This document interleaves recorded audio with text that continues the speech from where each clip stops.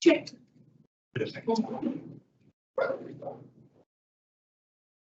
I'll read the standard while everybody's just getting comfortable, if that's okay. Welcome, everybody.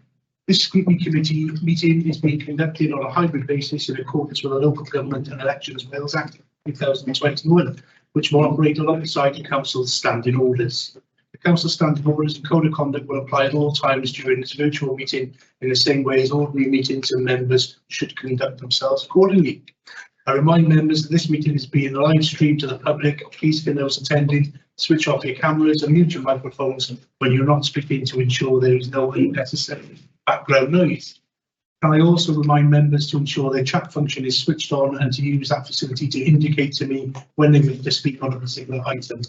Please do not speak until I invite you to do so, and remember to unmute your microphone and switch your camera on. A recorded version of this meeting will be uploaded for public viewing as soon as possible after the meeting. Whilst translation of the proceedings can be provided upon request, the images and sound recording may also be used for training purposes within the Council. Thank you. Welcome, everybody. I've got a couple of apologies. If you bear with me, Councillor Linton, Councillor Horton and Head of Service Tracy Brooks have all sent in their apologies today. In terms of the agenda, we are going to get straight into item 4 of the agenda, which is the replacement local development plan. That's for expedience in terms of officers being here and cabinet members, etc. And then we'll deal with the minutes of the previous meeting and the other procedural matters at the end, if that's okay.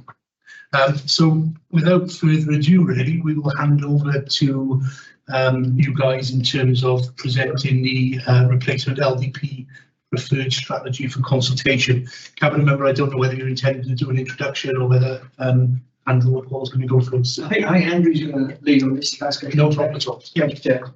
Thank you, Chair. Morning, members. I'm Andrew Ferguson, the Planning and Development Manager.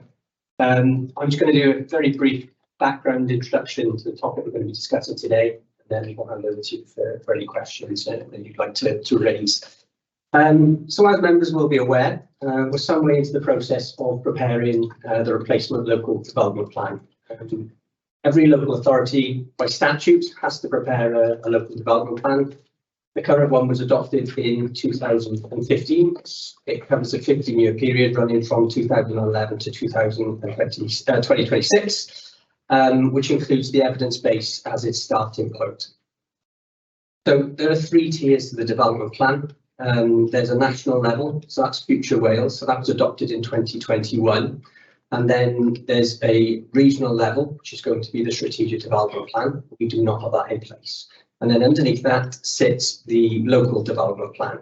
But we need to ensure that the local development plan conforms with the tiers above. So what the local development plan does, it decides where new development should happen.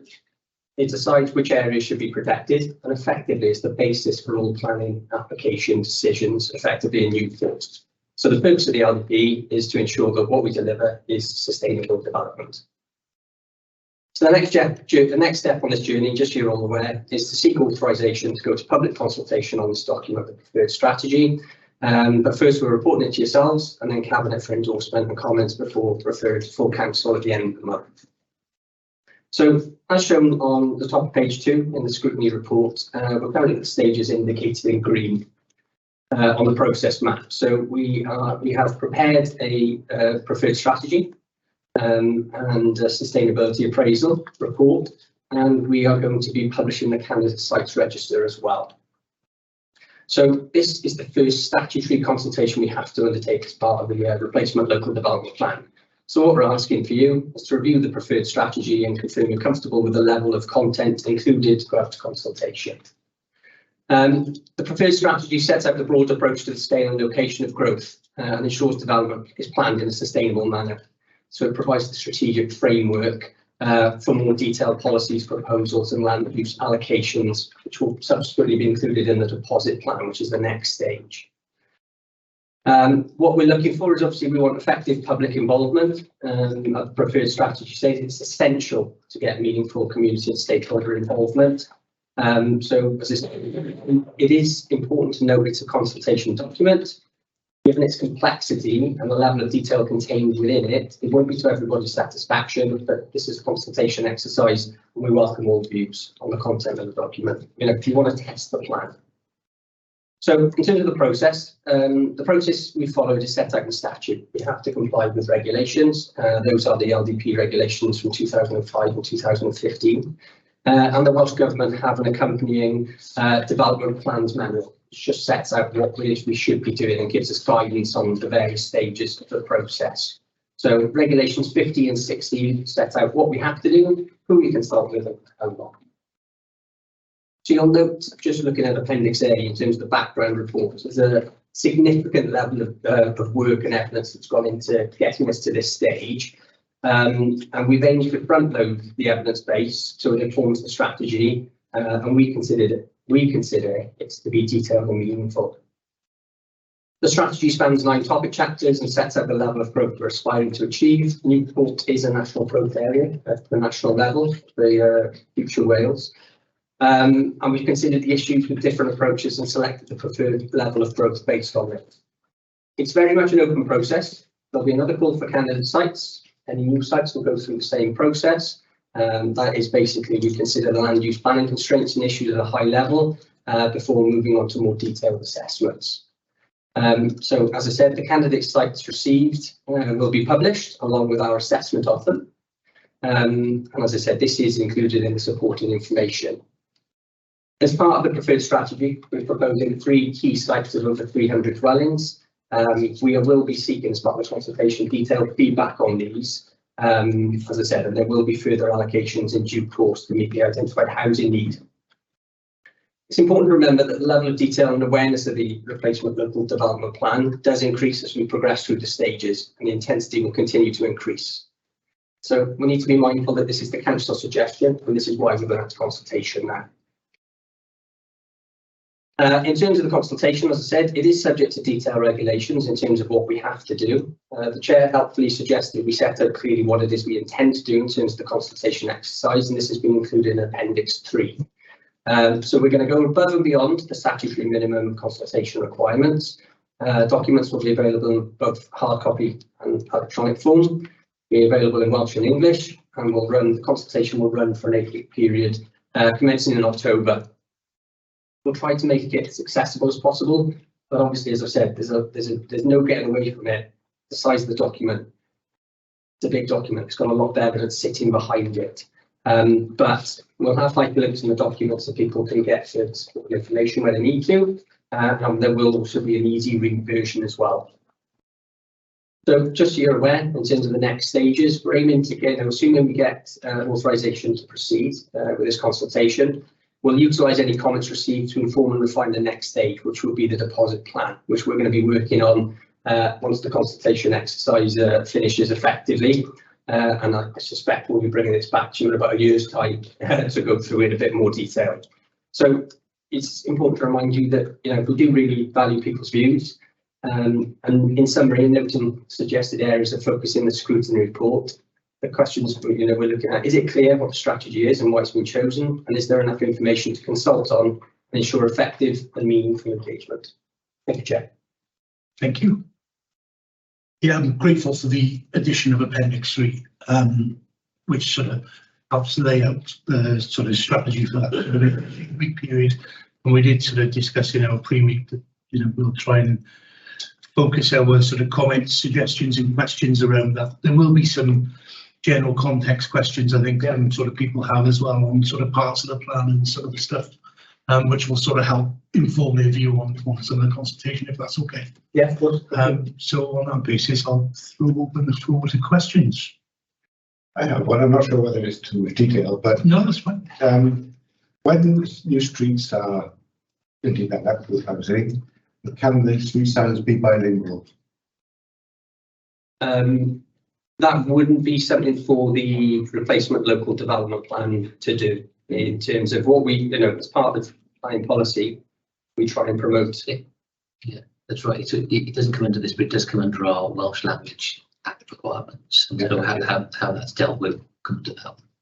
Yeah, there's a bit of a Welsh language strategy here. Yeah, so the regulations come into that. So we've got lots of streets that were named prior to a lot of the Welsh Language Act change, and the rules are state to state. But new streets then are changed. So you see on some of the new estates, they'll be changed to Welsh language first. It depends when the scheme is approved. So you've obviously got legacy of development then one.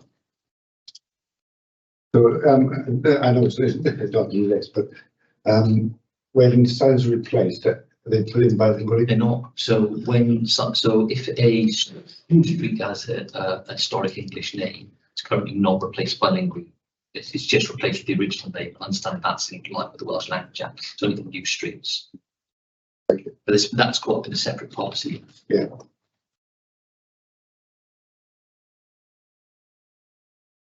Councillor Rees. Thank you, Andrew. That's fairly comprehensive overview, as you said. It's a lot to read through with the report. I don't know if you can answer this, but something that's occurred to me going through it, obviously we need a fair amount of land to build in excess of 10,000 homes over the 10-year period, given the growth in population with the people in Newport. It refers to Greenbelt area. Now, if we're looking to expand, we need homes, we need places to work, etc.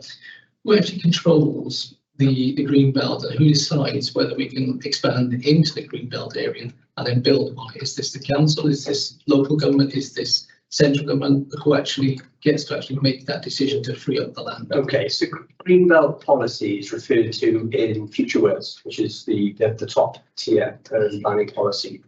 And what it suggests is that it should be left to the strategic development plan. So they will be prepared by corporate joint committees. They will get the final say in terms of what is designated as a green belt.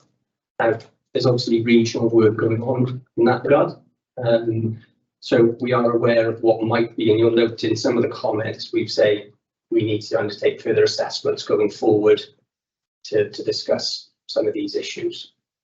So just for clarity, is that the regional development plan or is it the local development? The regional development plan In consultation. will, they effectively that will decide what's designated as the green belt. Okay. So the corporate joint committee, so you've got Welsh Government, Yeah. and you've got the regional Yeah. corporate joint committee, and then you've got our councils. Yeah. So if we made it, we would be able to make a decision in Newport regarding this based on our priorities as a city, but it would have to be checked against the fit with the other counties in the Gwent area or in that region. Yes, so effectively, unfortunately, the LDP is sitting in advance of the strategic development plan. You normally have national strategic, local, but we're in advance of that at the moment. And then we'll have to sense check the local development plan. It's a later stage when the other comes again. So to come back to the Andrew, to go out to say we'd like to build on the green belt, would you have to put that to public consultation, or just it would be an agreement within the plan and it's a way to go? So in terms of designating the green belt, we can't do that, as I said, at this stage. What we can do is we can look at, and what we have done is all the sites that have been suggested, the candidate sites are put to us.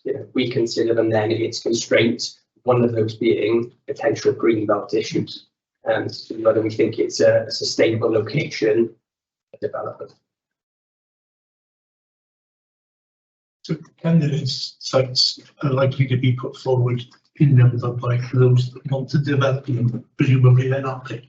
So Yes. yeah. So the candidate site assessment process, we've gone through one call for sites. You'll see that included. Yeah. As part of the preferred strategy, we'll be opening that up again, so we could have further sites proposed. Some of them are for development, some of them are for specific designations, to protect areas, and we consider them as we go through that process. On the candidate side. So going a little bit in detail into the housing perspective and looking to build the amount of homes, starting in the plan of it's about 9,000 homes, but then it's a 10% allowance on that, so it takes it into the sort of the 10,000 homes mark. It's about 4,500 homes, I recall, that's already sort of underway. And then plans, we mentioned earlier about 3 more sites, but Limestone and South Limestone, they themselves are coming up to about another 3,500. So are you hoping that more people come forward with the candidate sites then to take us up to this 10,000? Yeah, so what we've got is we've included the key sites because these are the sites that give us the best opportunities from a placemaking perspective to get the necessary infrastructure in place. So we will have sites coming forward as allocations under the 300 mark, but they will just not be key sites. They will be allocations in the plan. And similarly, we've got some commitments in the plan in terms of sites that already have planning permission or, already have planning permission, and we expect to be built out during the course of the placement of the development. Could you start on that subject again? How did we establish how much housing we would need? Okay. What factors came into that? So we have undertaken earlier this year, we undertook a growth in spatial options consultation.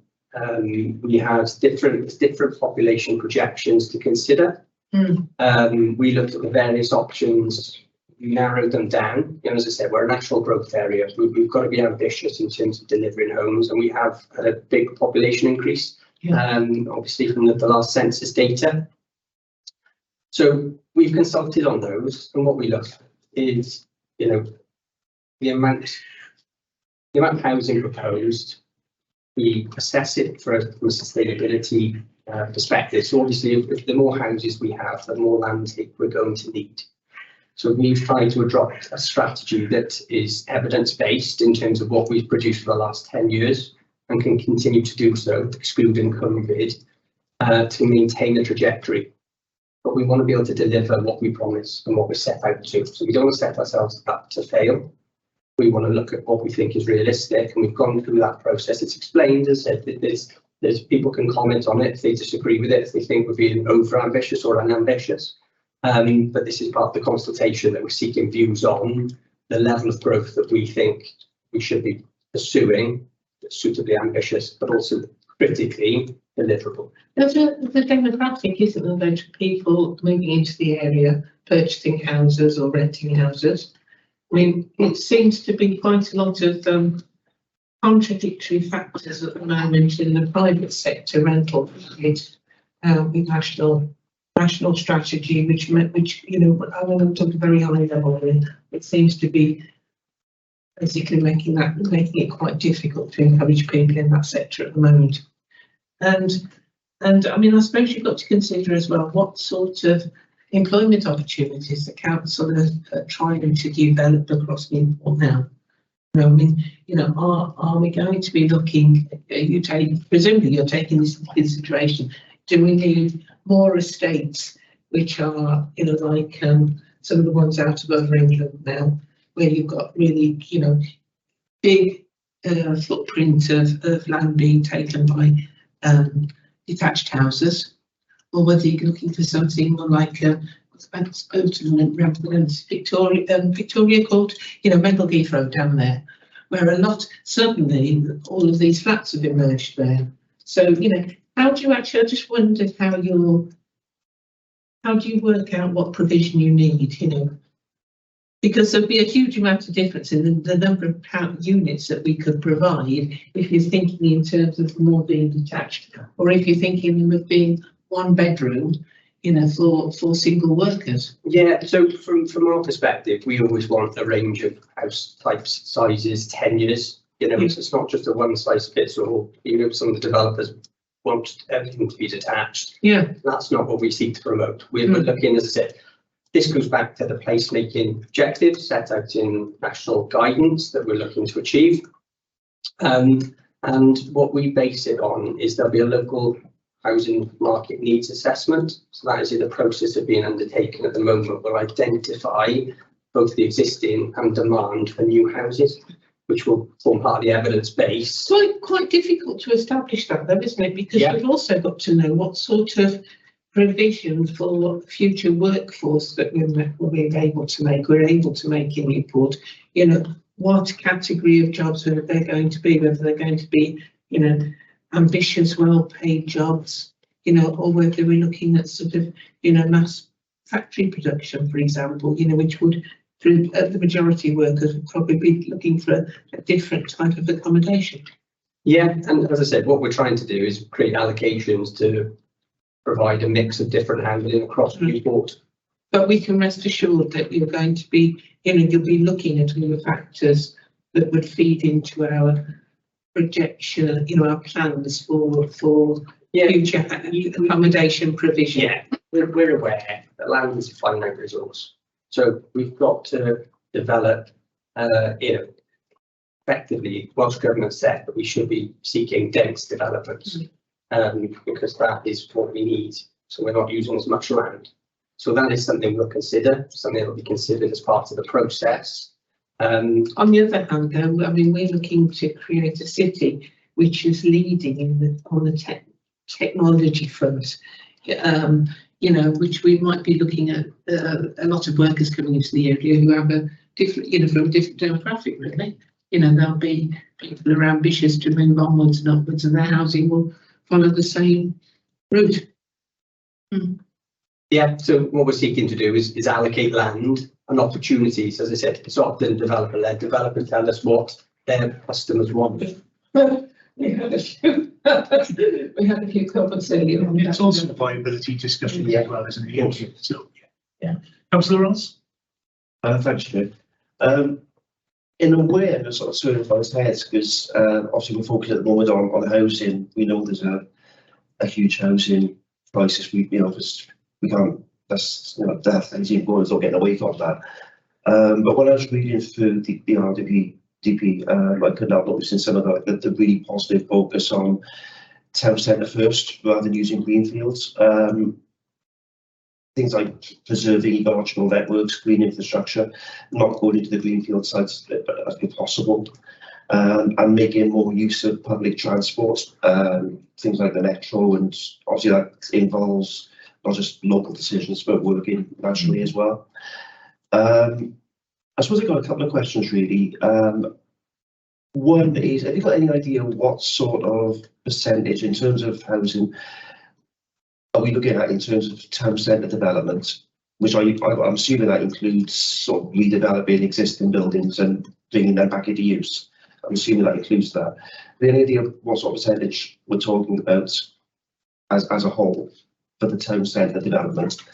And the other question I've got really is, this specifically on page 58, there's a sentence there that says about housing developments, providing affordable housing is a priority for Newport, and all new housing developments will be expected to contribute to addressing affordable housing needs. Yeah.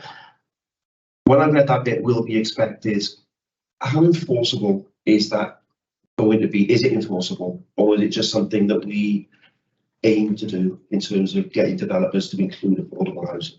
So what the plan will do at the outset, as I said, this will also come from the local housing market needs assessment. It will set a target for affordable housing. So like we've got, it will be an integral part of the plan. At the moment, we've got policy PS7, which refers to affordable housing. But we'll set a target in there that we'll seek to achieve. And then we will look at what different, like we have at the moment, what can different developers provide in different areas? There'll be different markets, there might be different goals for different areas, and we'll consider that against viability. But set an ambitious target that seeks to meet was clearly a very important housing provision. And then we'll monitor the report like we do now. So we monitor the LDP against delivery. So are we achieving the number of houses that we set out to achieve? Are we achieving the number of affordable housing? And we provide that information every year. October, I think. Well, it's just plain devil's advocate. If you did that monitoring and you found that the level of affordable housing was well below what you were hoping for, what steps would be taken then to try and adjust that balance? So it's to understand what the issues are in any given year. You know, as I said, there will be different factors that some we can control, some we can't. And if, as I said, if we're not achieving the objectives, we'd have to review the plan to make sure that it does do what it should be doing. Is it, I think in terms of what powers do we have to force affordable housing? I suppose they're limited with the surveys of said that will be on every planning decision, you know, on every major planning decision will be discussion about the element of affordable housing, but it's a range of things that you ask the developer, and it's always ends up in a bit of an argument and Well, that's really difficult to as well. So, I think what you're saying is set self targets and challenges just on the target, but not always to say directly now, right, half your house is going to be affordable housing. So it's a bit more complicated. Yeah, what we try and do as part of this process, we look at viability work. So we're not just sort of saying you're proposing a site in isolation. Can you actually deliver it? Can you provide the affordable housing infrastructure we need to support that housing? So that's what we're considering at this stage. But as I'm sure you're all aware, just things in the global economy can impact development finances at a future date that are outside of our control, even short at this point. But we might have to review the plan if it's not achieving. Yeah, I mean, you might know, I'm sorry to use the I represent Scrutiny ward. I mean, we feel that we've lost out quite a lot over the years, recent years, there on 106 funding, because there was a moratorium put on it, you know, and you know, when the economy was in quite a different state a few years ago, we still had them coming in. Oh, we can't possibly, you know, we can't possibly contribute to this. You know, we still want the planning permission, but we can't possibly contribute to this because we're not going to make enough profit out of it. And you know, we're seeing these individuals going on like this, and I mean, so I can think of at least one of those developments where they still haven't gone ahead and done anything with it. You know, so we, you know, we cave into commercial interests or their arguments on things like this. But you know, city misses out. And I think this is part of this thing that Councillor Reynolds was raising. You know. Yeah, I think it's Councillor Thomas. I think you're absolutely right. But I also think that's for stages down the road. Where we are today is we're just at the moment going out for consultation. We need to be mindful of that and what's there, and I'm sure that will come up further down. And I think what's really quite key here is as I said, maybe like yourself, Councillor Thomas, you've been a councillor for a period of time. Where Reynolds, you've been a councillor for a lesser period of time. But the key being, you're talking exactly the same about how important it is, and that needs to be looked at. And I think that's something which is not forgotten.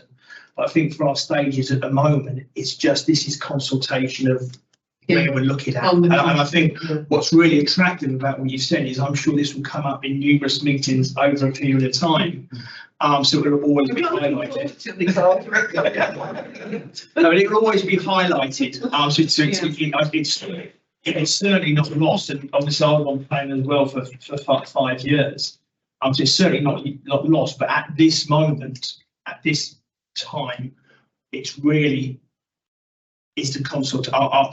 This is consultation, just finding somewhere at the moment. We do recognise it's a challenge because obviously, you know, our housing portfolio really, you know, David will be saying to Andrew, I'd like to get how many houses you got, I just want the affordable ones, you know, because that's where the demand and the pressure and the, you know, temporary accommodation, affordable housing, the huge pressures there, but it's all got to be part of the mix, isn't it? Yeah, it's exactly it. I think also going further down the road, as cabinet member for both, it joins up. So a lot of discussions, which is probably not the point of discussion of today, but a lot of discussions with David, Andrew will be involved in, and Andrew and David. So I think that link is hugely important going forward. Yeah, sure.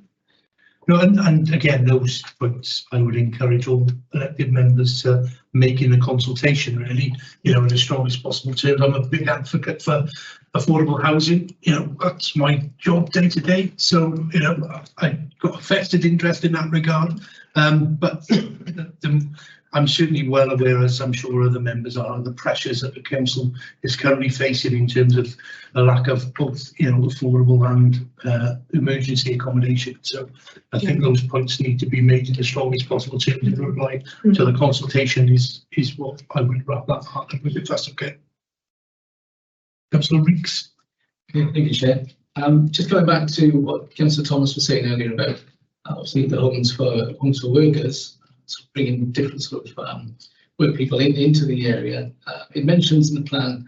I'd like to see if I've missed something, then please tell me. But will you mention in the consultation you're talking of aiming to create 8,640 new jobs with new growth developments. So that's going to take up a fair amount of land potentially. So does it show in the plan, the initial consultation plans, where the sort of proposals are for this sort of land area that's going to be turned over to the new industries that we're going to be potentially bringing into the area?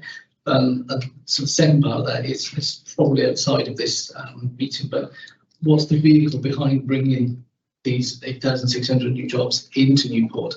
I'm guessing that part is probably within a different section, different committee.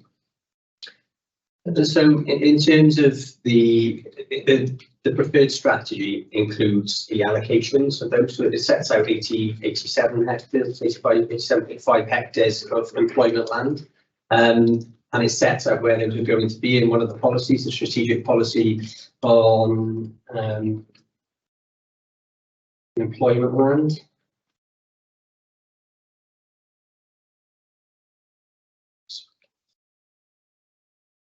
Page 59. It does set out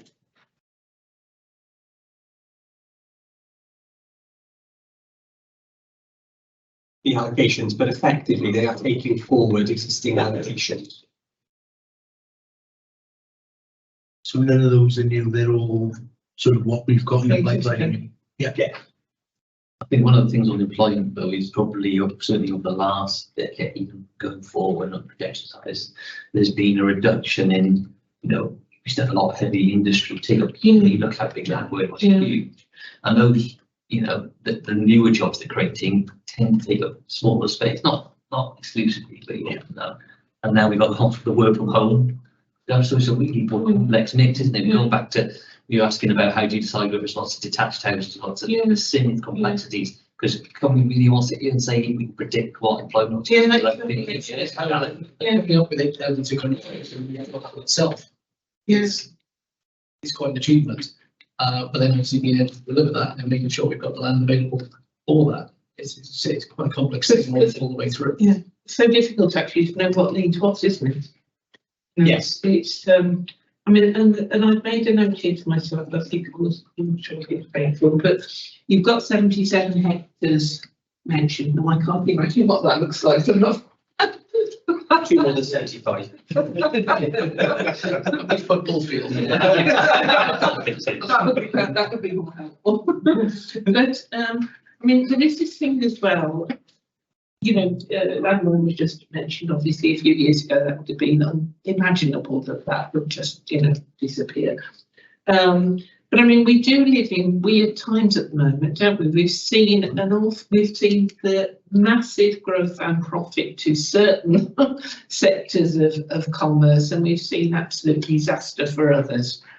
And so, does that 77 hectares? I mean, you just said, well, it's probably carried over from other plans, but I mean, are you building into that? Are you sort of trying to have a guess on this and anticipate what type of size of redundant things are coming up? Because they do come up, don't they? And we've got to be realistic about this, you know, and actually some of those 8,000 jobs are just going to be replacing some of the ones that are going to be lost through companies folding in the future.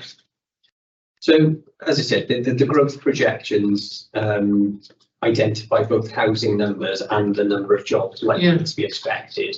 So, in terms of the housing numbers, as I said, both of them were being ambitious. They are new jobs rather than.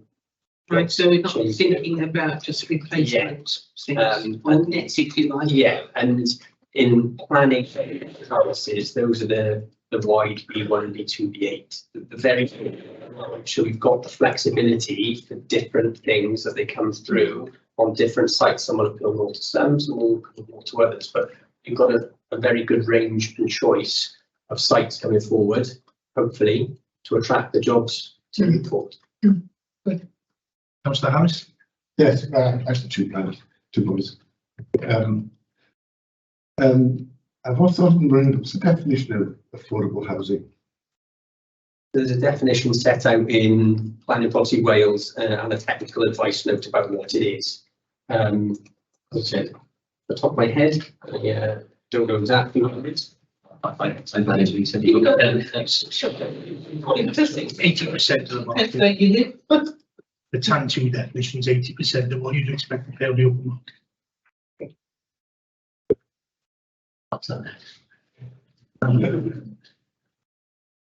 Councillor Clevens next, actually, and I'll come back to you, Councillor Reynolds, that's okay.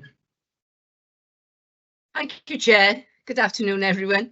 My question is around the consultation events that's mentioned in the paperwork. How many have you planned and where exactly to will they be?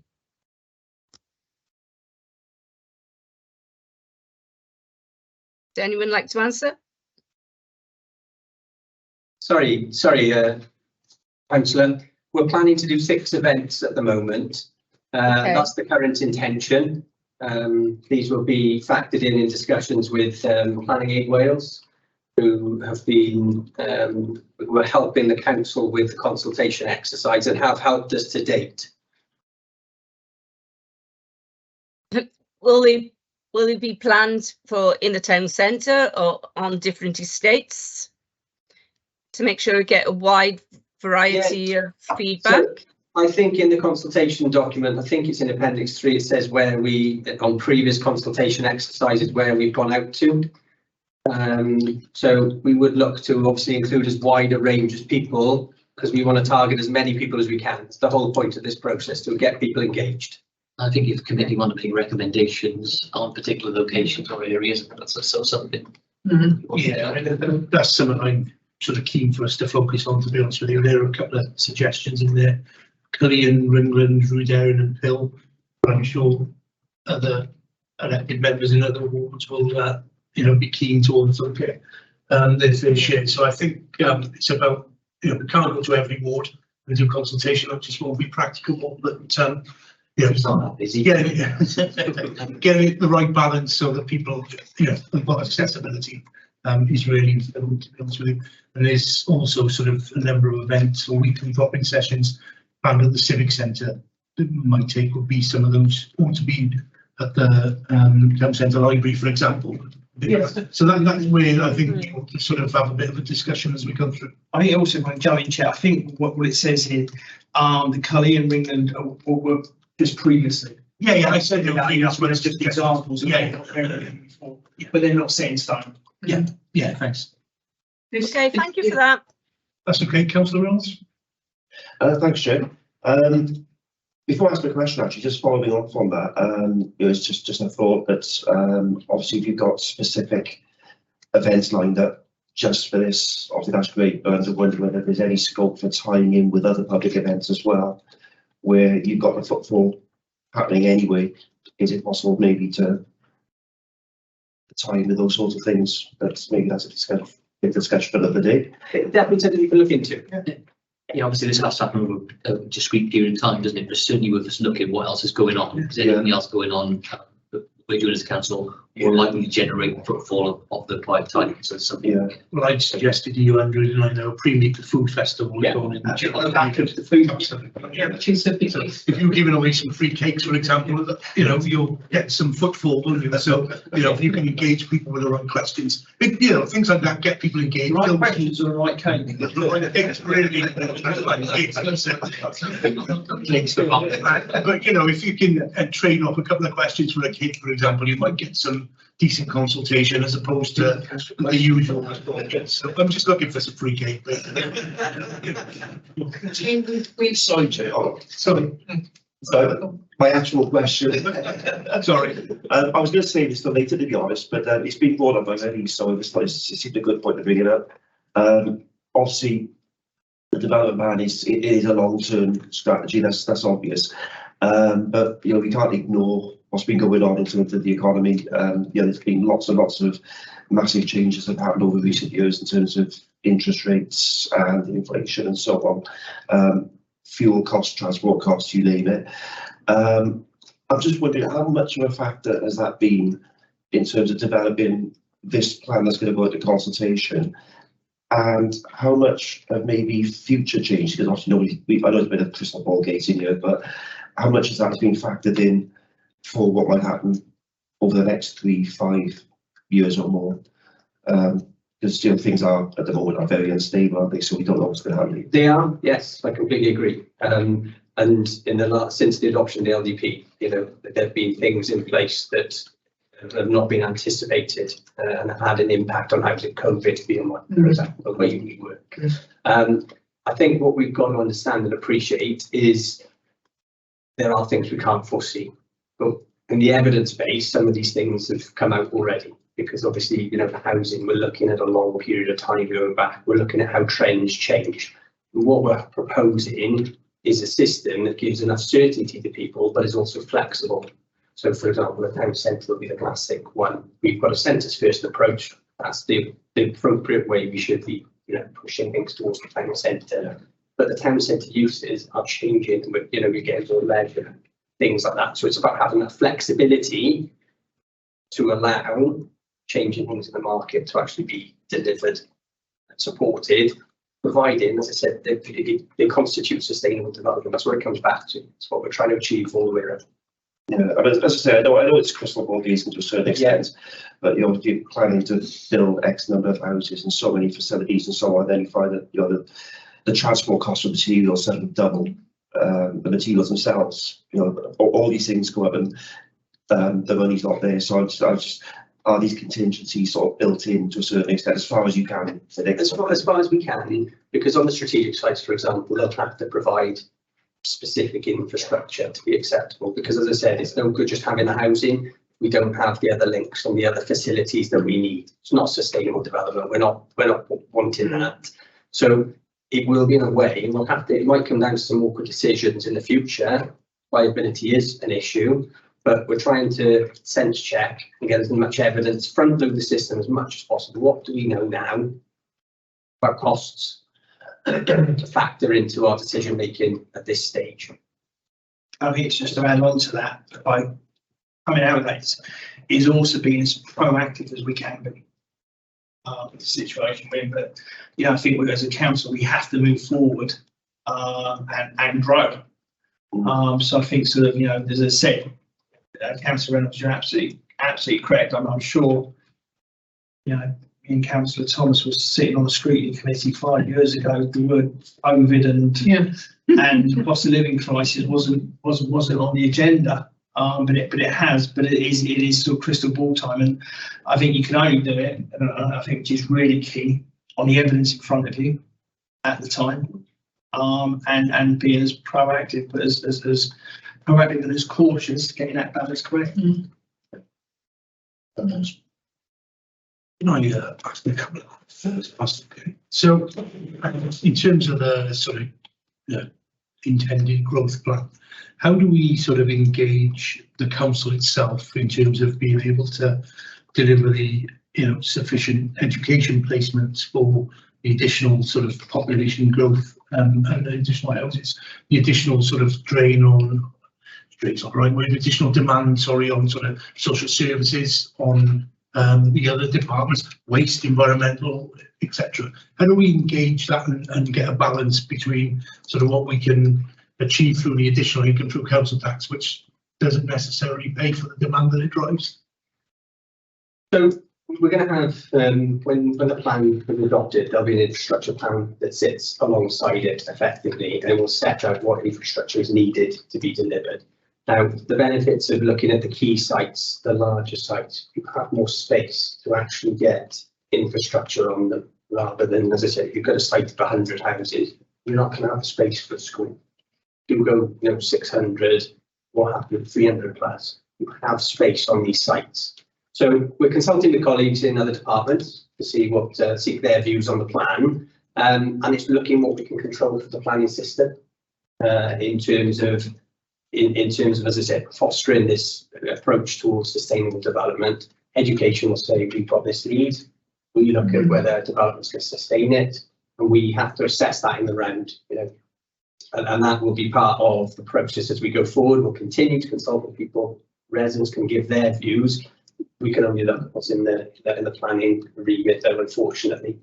But things like health is a great one, because we're not necessarily, and you can't necessarily just provide health facilities, but if you provide active travel links and you make sure people have got access to good quality green infrastructure, there are other things you can do from a planning perspective where you can actually improve people's health and well-being. As I said, we've got to do it in accordance with the Wellbeing and Future Generations Act, because we've all got to align what planning policy does, and that's what we're looking to promote. Where we can control things, what can we do to make these places attractive places to live, healthy places to be.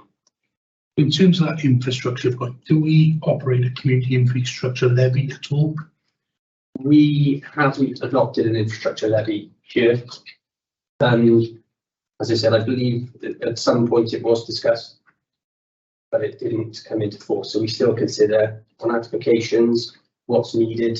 And as I said, as part of this, it's looking about the viability on the large site, and really drilling down into them to make sure they can provide what we think they need to provide on the site. So would we reconsider the decision on sills as part of the LDP, or would we have to not reconsider that? It would be a separate decision. Yeah, okay. Go on. Thank you. Just on that one, you'll take that one forward. If we think of some of the developments which have taken place, let's say Llun over in that piece of land over there, there's quite a few different companies building over there, aren't there? So it would strike me that it would be, if we're looking, say, to request a school to be built, we'd be looking at the larger developments. So should we be actually, actually writing into our policy here that we're looking at, we'll make a conscious decision in favour of larger developments rather than let numerous small developments, take up what is really valuable building land. The way those parts are split up doesn't quite work like that, does it? No, Because you have there's one an outline you have an outline here, you have an overarching developer, which in that case is the same hardware, then you have lots of little developers on board. So are they developing separately, or are they actually delivering the Same same model for an outline concept a scheme, which would have included schools, houses, Right, all the infrastructure. They stole pockets of land off the developers. Yeah, so they tend to do that just to sort of de-risk and all this, because that's what you see all the developers. Yeah. So Right. that's a common practice. So the policy, the preferred strategy for those three, as I said, these are sites that have been put towards us. So the larger sites have infrastructure requirements on there. So that is in the preferred strategy. This is what we are seeking. You will need to provide to take this site forward. Just thinking about the area within my ward and the next ward, Mendleheath Road. There isn't a school being provided there, is there? Yeah. Is that? Oh, is there? Oh, right, okay, I missed out on that one, probably because it's not my ward. Thank you. I'm very It's the bottom end of that. Oh, right, okay. That's coming on. Place. Chair, can I just raise quickly that issue of semantics, which I mentioned to you earlier? On page 38, we have referred the title of that particular section called social, and reading through the things which are listed under there. So I'd like to propose that you change that title to community.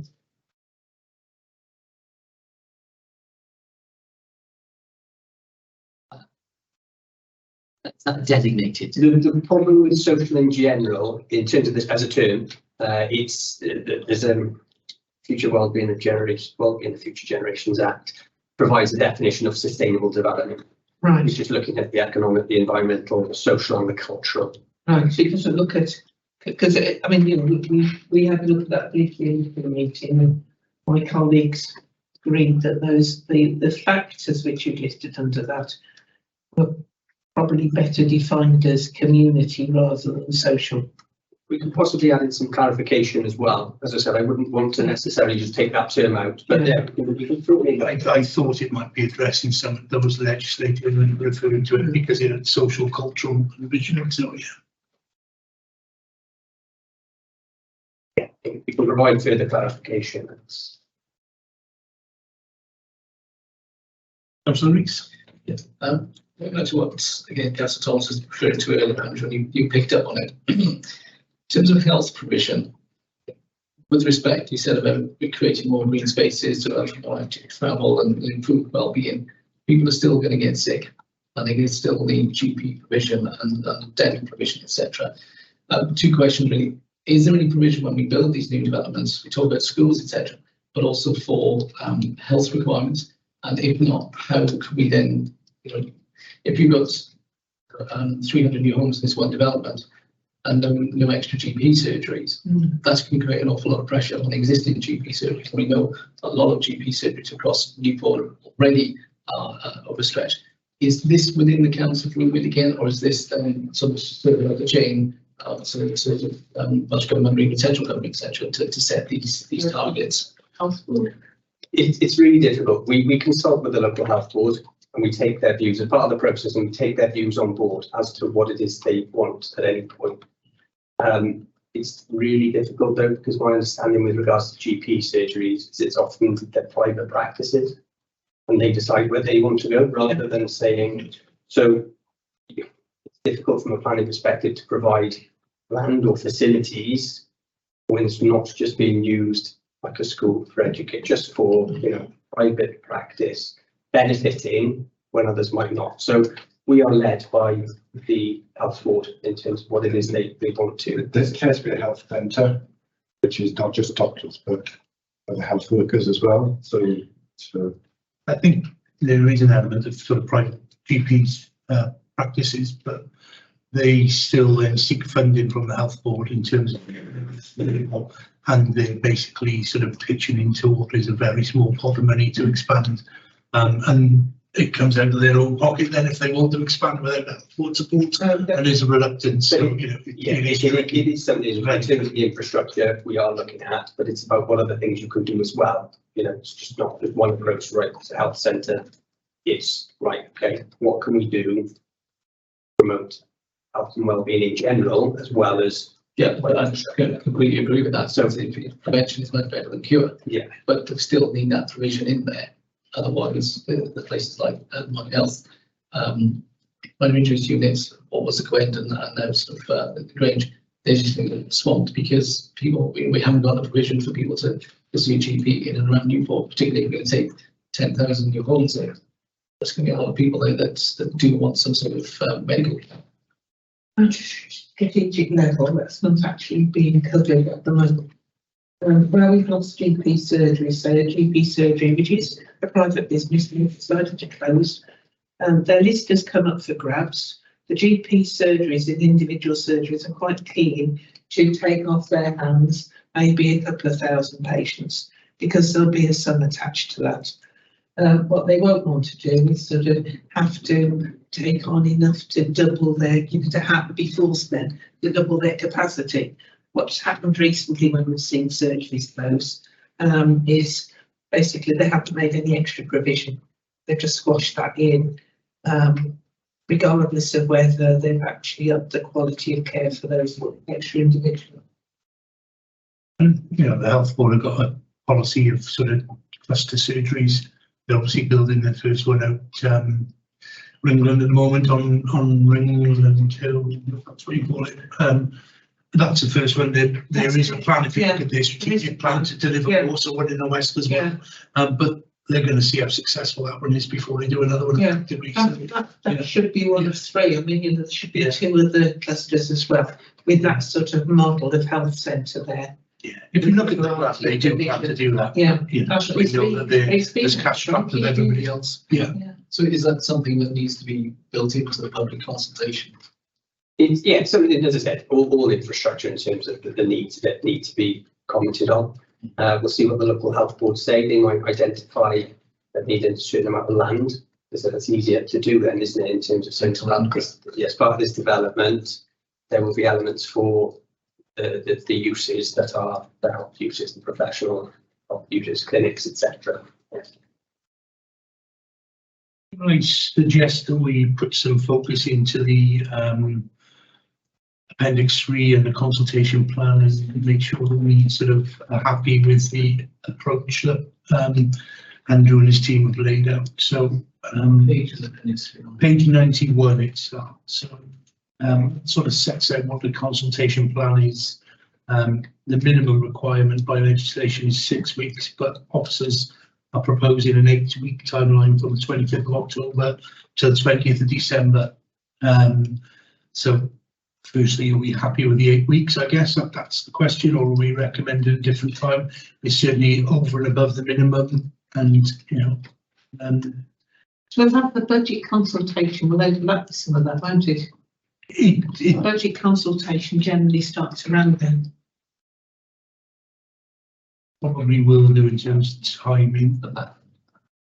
Yeah, the latter end, just before Christmas, that usually starts. Just before, but I think sort of, yeah, I said with this, it's ending first week of Christmas. Yeah. So sort of you've got a good 6 or 7 weeks before. The Yeah, budget you might get a week at the bar end of the cost over. Again, I imagine, you know, even though it's an 8-week consultation, I've got, this isn't evidence-based, but I imagine sort of when a consultation comes out, there's a lot at the start of a consultation. Again, if we're going around and you know, tying it in with possibly the food festival, etc., I think that maybe that last week, you know, it shouldn't really interrupt to too much with what else is going on. And I think it's important enough to sort of get it out and get the consultation there. I think. Yeah, I mean, that's straightforward. Yeah, I mean, I've had a good look through this. I made no one suggestion earlier that I'd sort of say this. My own view, the civic centre's less accessible than perhaps sort of the library and the offices that we've got there. So I'd like to see at least a mixed bag of that as opposed to it all at the civic. It was mentioned earlier that there's been a consultation at the old post office on Bridge Street. You know, but that building now has been, I mean, it may be that it could be available. Well, I think the library could give us a good place to sit. Yeah, or else, you know, I think there might be somewhere in the Westgate, because that's got sort of a more of a public role now, or an engagement role.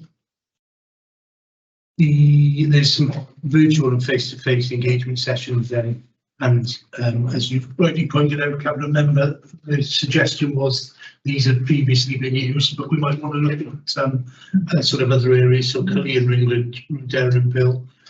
I think that that's a good suggestion, whether the planning department is no longer goes out to all the council, maybe in the next week or so, ask for suggestions within their area, maybe sort of, let's take Bodgestone for example, John, we could all pull together in Bodgestone and maybe have the welfare ground, for example, and you know, cover Bodgestone and Craig, just for example. So it's, and then councillors can sort of go to their residents, say, look, is this planning consultation going to take place on this date at this place? So as well as the council, we're doing councillors' perspective as well. So we try and get as maximum exposure. Because the last thing you want is, as with all consultations, where the general public says, we've been told. Well, we're trying to use every vehicle we can to make sure that as many people get to see this.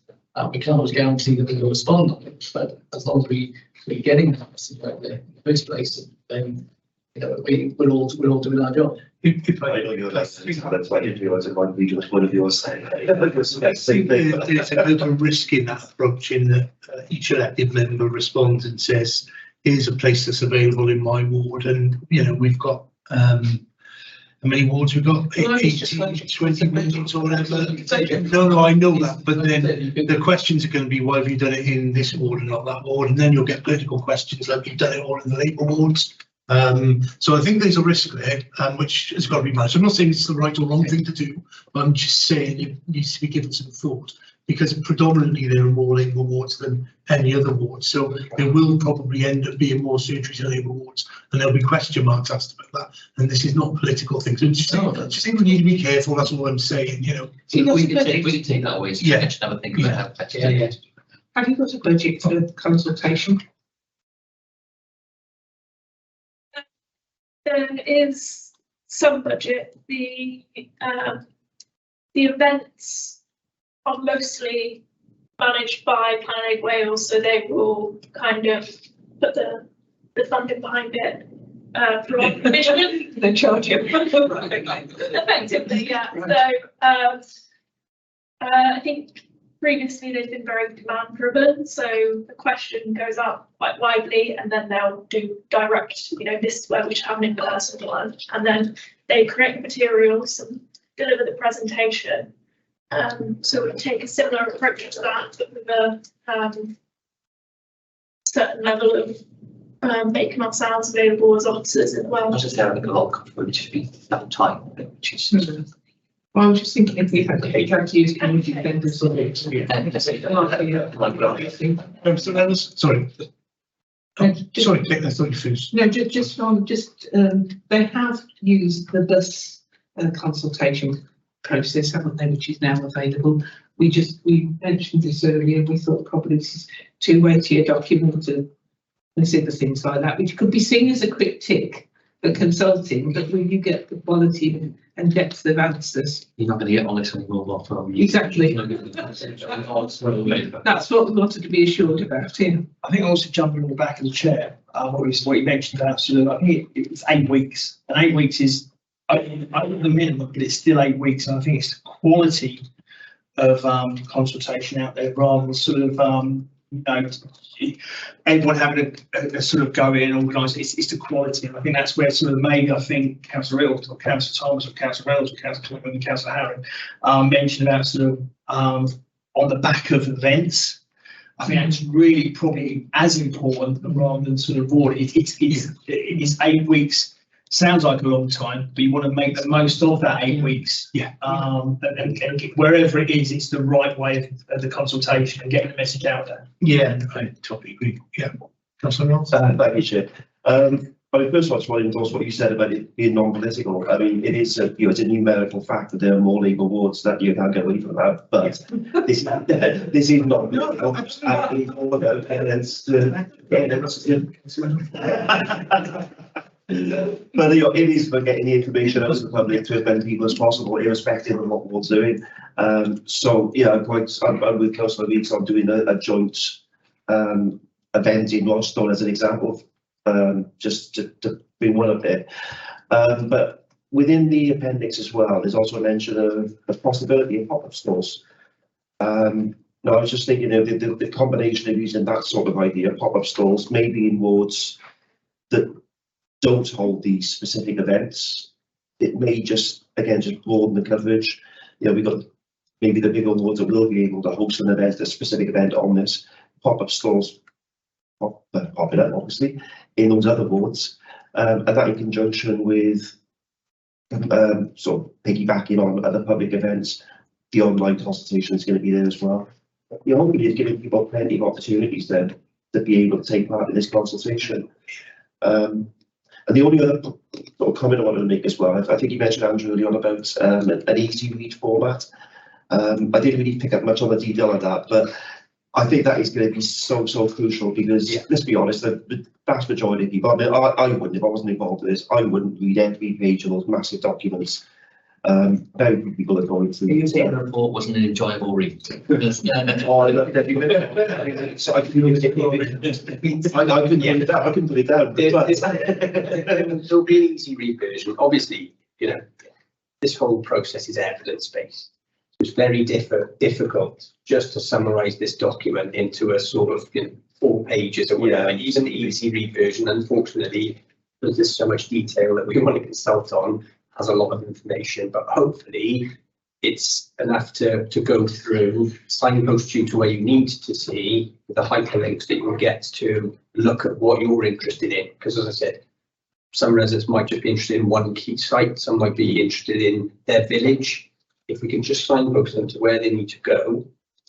Yeah, we just need to make it as easy as possible for the majority of people to get some sort of involvement. I think adding to that, I think we've had numerous discussions about this in the meetings we've been involved in, and Andrew's right in what he's saying is because what maybe you want to look at, Councillor Reynolds, maybe not what Councillor Harris wants to look at, and there is so much detail in this. But that was important that the detail is accessible, because some people will have more involvement in this than others to an extent. But I think the key is what Andrew's just said is the signposting. If that's easy, If you can work your way around that, I believe there's going to be a dedicated website to the consultation as well. So if you can work your way around that and get to where you want to be, then it's up to you how you read it. Yeah. Because again, I think it'd be unfair to sort of say, well, you know, it's one way fits all. But if the signposting is there and that's easy enough, you can deal with wherever you want to go on and whatever journey you want to take in the paperwork. Yes, Councillor Rees. Thank you, Chair. Back to awareness raising and how we can get the message about. In this appendix, we talk about direct contacting a range of groups, represent different sections of parties and people's population. As a little footnote, they said they're outlined in the delivery agreement. Delivery agreement is quite a long, lengthy document, which I haven't read, sorry, Paul, but we're in there when we find who these different section of interest parties are. So who you're going to be communicating directly with for their sort of input on this consultation. So the delivery agreement, it's quite a small document. 32 Yes. 5 minutes. Right now. But if you look at the back of the document, as I said, there's an Appendix A provides the consultation bodies. Right. So you've got, again, a list of the community councils, going through the general consultation bodies, neighbouring local authorities, bodies representing the interests of different racial, ethnic or national groups in the authority area. So they're all set out on page 25 onwards of the delivery agreement. Those are the key things that we missed some. Just That's really about it.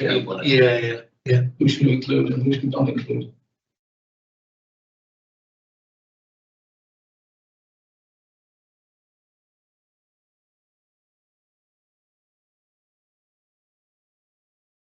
Covers several pages in quite. That's not to say we haven't missed anyone or another body hasn't been created. But people can request to be asked to the consultation list and will then get kept updated at every stage of the process. What is the process of? Is this just you'll send them the document and ask for their input, or will you physically meet with each of these bodies? Because all of a sudden it's a lot of people on there. Yeah. You know, as well as all these public consultations and everything else. If you're going to meet with every one of these, that's a lot of sort of shoe leather to be burning. Yeah, we'll make them aware of the consultation. They can obviously, if they wanted to speak to an officer about something in particular, obviously we'd make that available. Could I just sort of ask how the Cardiff Capital Region and the sort of Business Improvement District feed into this? Do they sort of have an involvement up front, or are they just consultees? And does the Cardiff Capital Region perhaps feed into the regional plan as opposed to this one? Yeah, so the capital region effectively will form the CPAC. They'll create the strategic development plan. But in terms of obviously the Welsh Government are very keen to ensure that we are looking across the region. So it's not just looking what we're doing here. It's not just looking at what we're doing in the 3 or 4 neighbouring authorities. It's what's going on wider than that. So we're seeking comments from other local authorities as part of the consultation. We're looking at their documents, speaking to each other to make sure we know what we wouldn't want. For example, is an allocation that one of our neighbours think is brilliant on their boundary that comes into ours and we're not happy with. So we're having these discussions to make sure we're aware of what we're all doing, to hopefully ensure that it is aligned with what the capital region will be doing. I hope Newport doesn't get any approach anywhere they can't, because they go right up to the boundary, don't they? Yeah. we'll find that.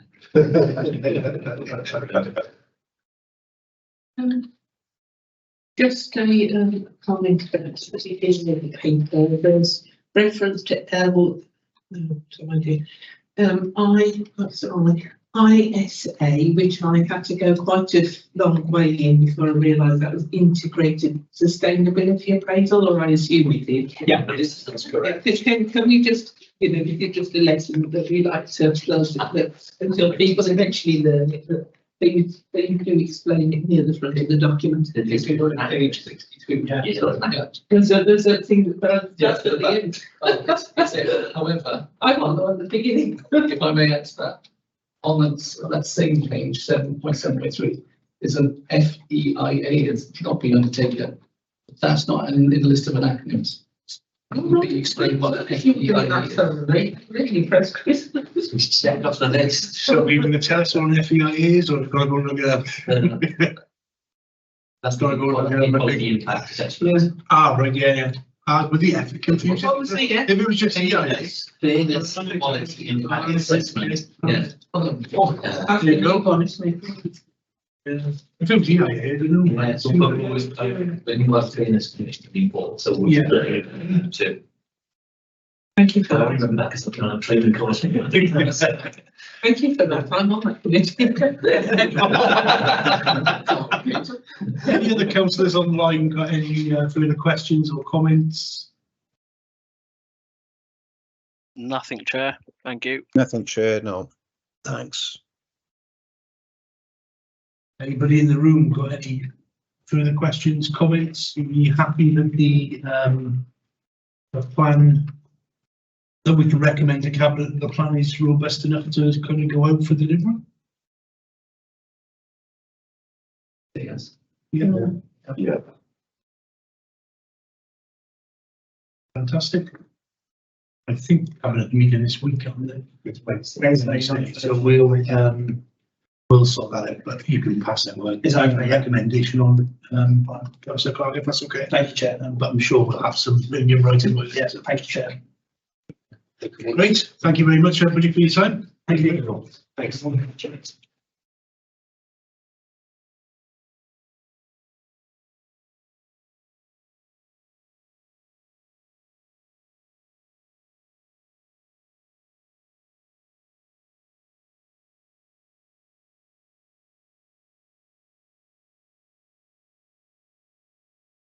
members. Thank you. Thanks.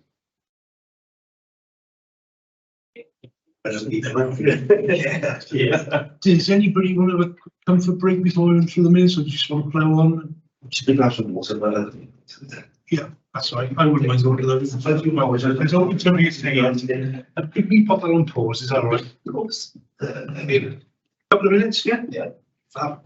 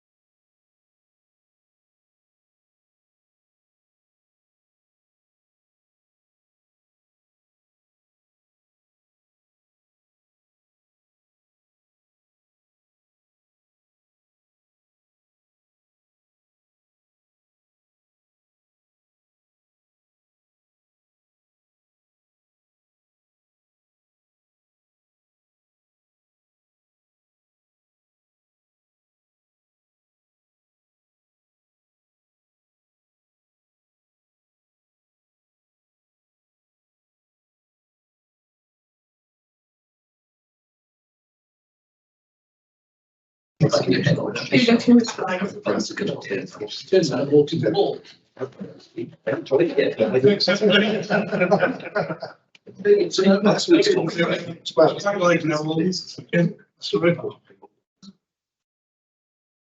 So we'll revert back to the previous meeting.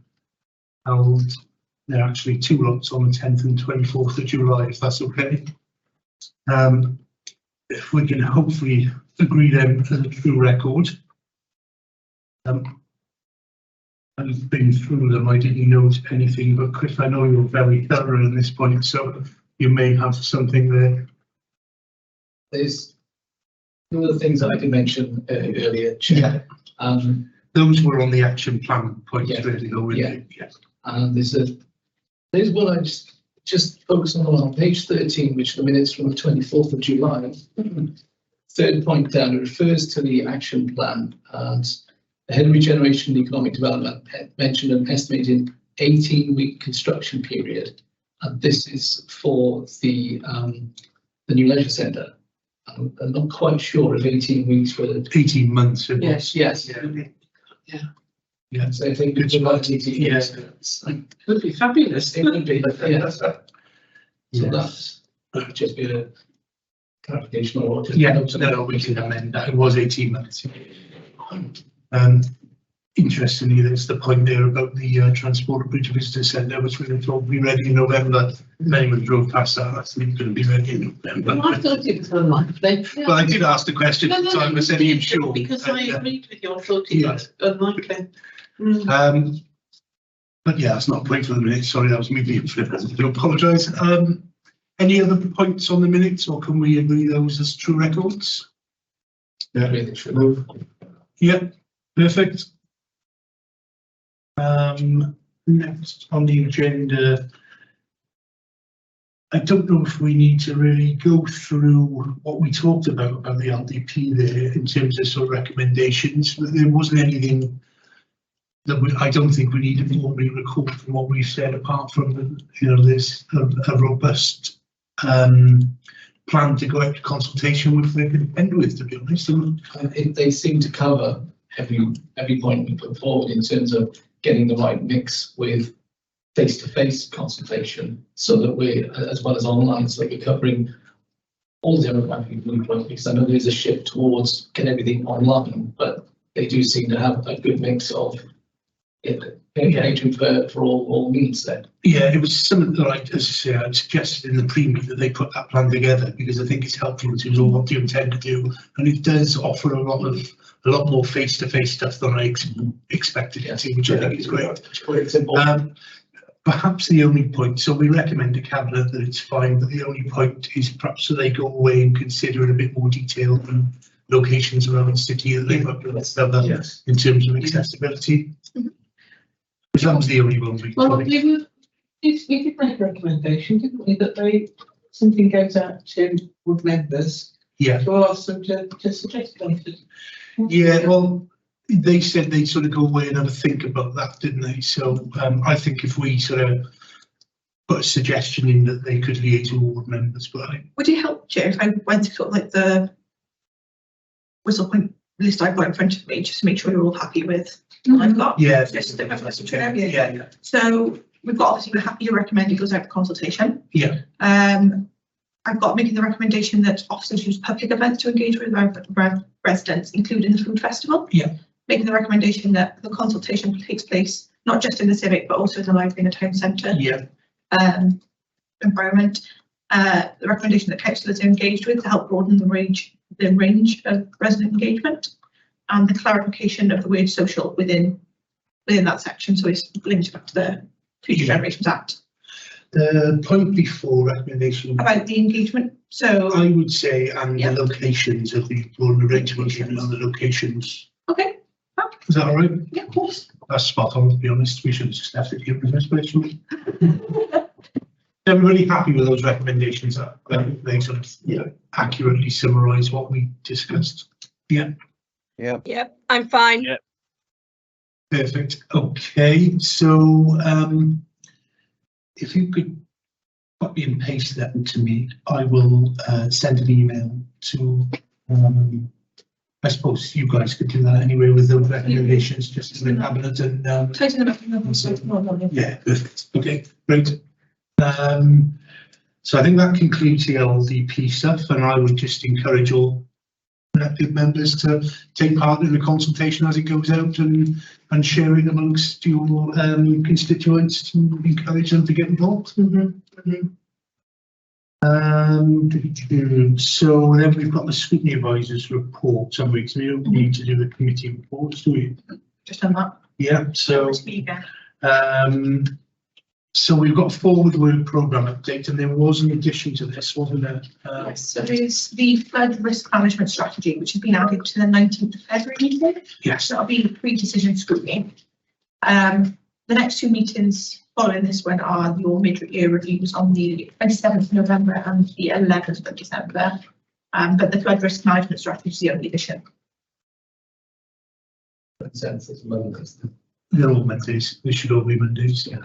My apologies, now I'm not here for that one. I'll make sure Neil gets them next week's. So while we're on the sort of dates and times of the next meetings, what do people want to do in terms of timing of the meetings?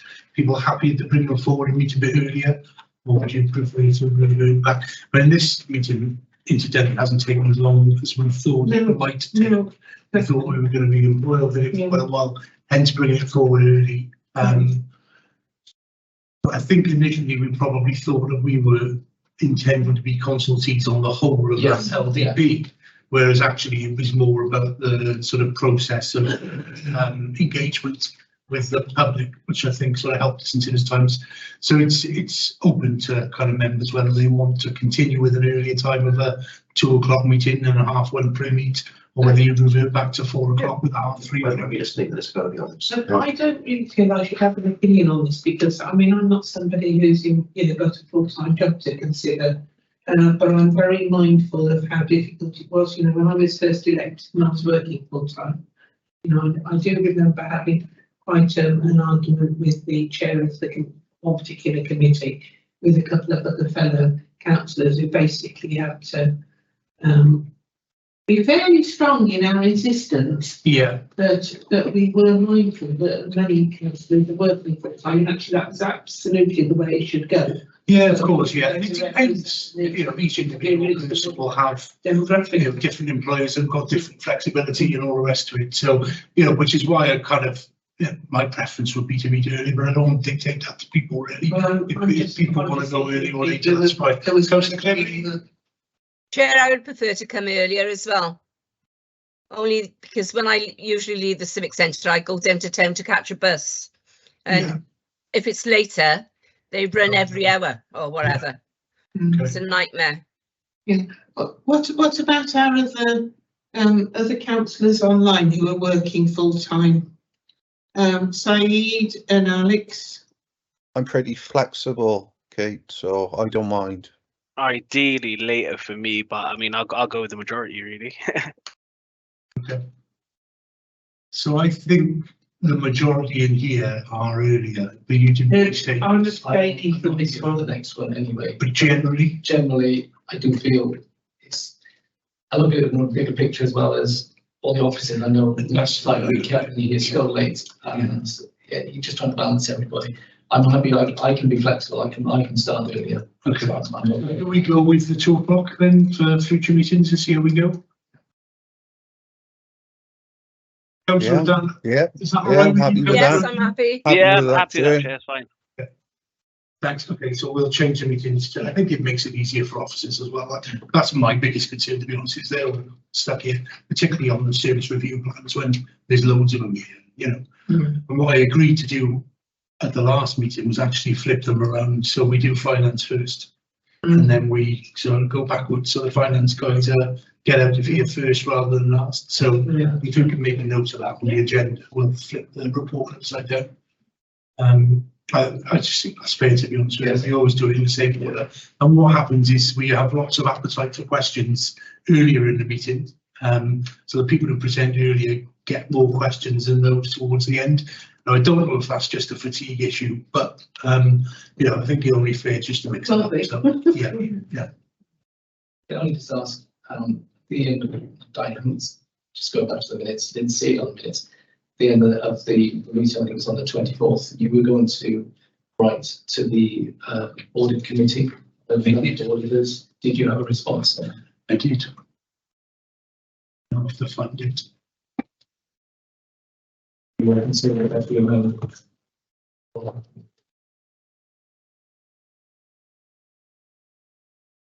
I wrote to Gareth Chapman, who is the chair of the Governance and Audit Committee, and I will read out what I wrote for the record, if that's okay. So I wrote, Dear Gareth, I write in my capacity as chair of the Performance and Scrutiny Committee placed in corporate. The committee's asked me to write to you in your role as chair of the Governance and Audit Committee to outline their concerns I've detailed below. And I just said who would pass the details, which was Neil. In our meeting this week to review service plans, officers shared that they have a real challenge in terms of meeting the council's internal audit plan due to staff shortages and recruitment and retention matters. The committee were made aware that the team has lost almost all of its staff members in the past few months and have struggled to find replacements. As a result, the committee felt that there is a significant risk to the authority if this situation continues throughout the year. The committee were given some assurance that you have been made aware of the situation and the matter is due for discussion this week. However, I couldn't find any indication on the forthcoming agenda and the issue doesn't appear to be on the risk register to be presented at the meeting. Given the Governance and Audit Committee responsibility for this area of work, the committee has therefore asked me to raise their concerns with you so that they can be discussed by the committee with officers and assurance given on the plan to ensure our internal audit plans are met. The committee would be very happy for you to relay their concerns at the meeting as part of the business or under any other business this week. And I just said if I can be of any further assistance, let me know. Yeah, that committee did actually send to, ask for it to be put on the register. Okay, I had a response then. So he said, thank you for the email conference notice. I was advised at my chair's briefing on 17th of July of the issue regarding internal audit service. Nothing has come formally to governance and audit by way of a report. Please rest assured that this matter will be discussed this evening, given, as you also say, the significant risk it poses to the council, and I will relay your concerns as a committee. Kind regards, Gareth. And Councillor Harris has just confirmed that this has now been added to the risk register. I think that's what he said. So that did take place. So thank you. Thank you, Chair. Thanks for that. There were 2 points on the action plans which we picked up at the start there, which I think you noted, Sam. They were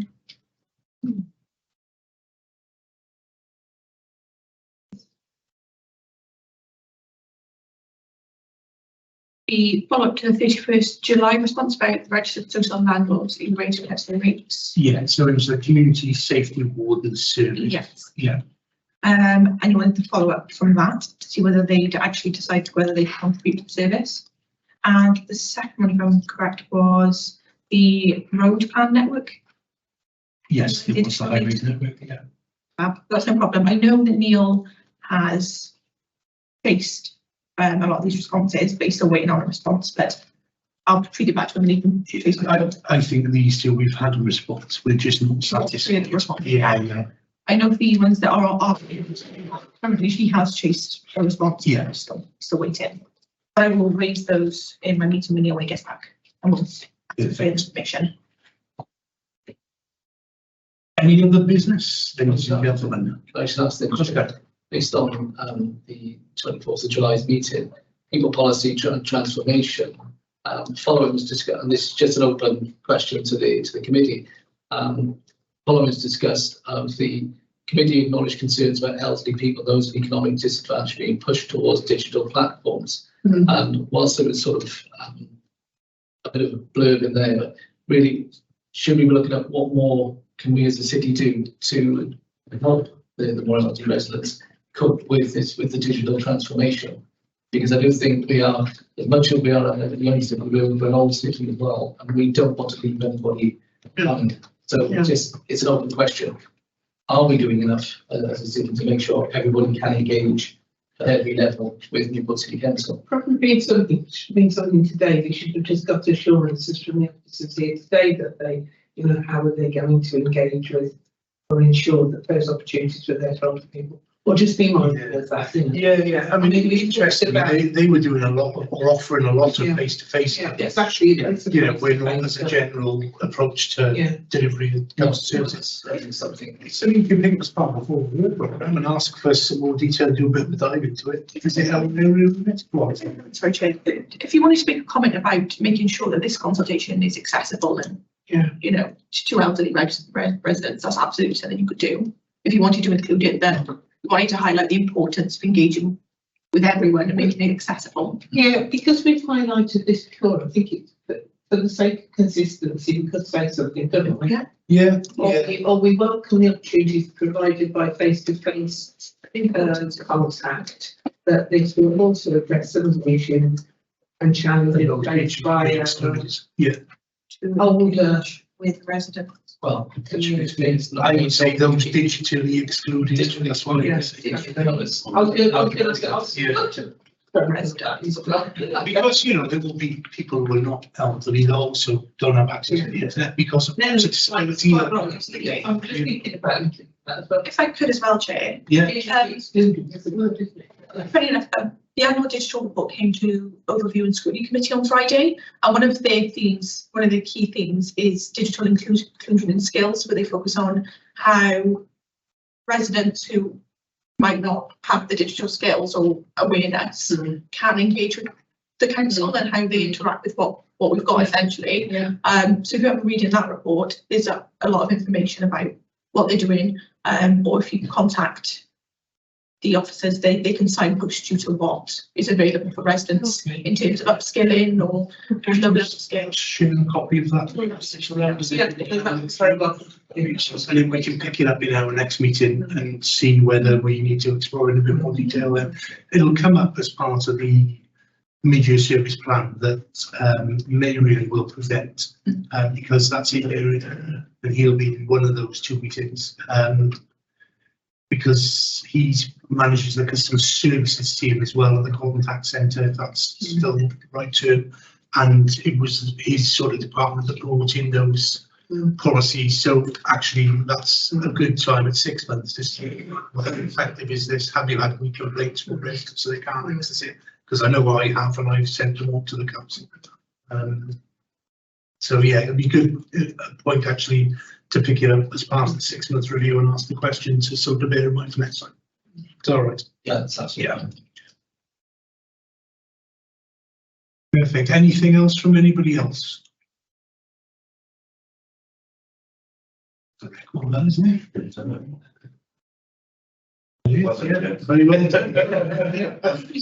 Thanks all. Yeah, that's the end of the meeting. Thanks all. See you at the next meeting. Thank you very much. Thank you.